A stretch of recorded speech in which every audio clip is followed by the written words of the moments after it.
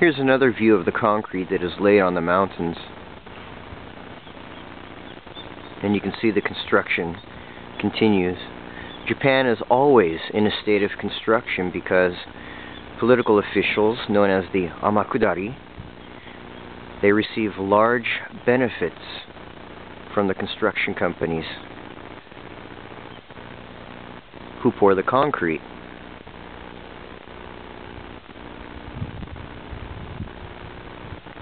And it makes those government officials very wealthy. And what do they do with their money?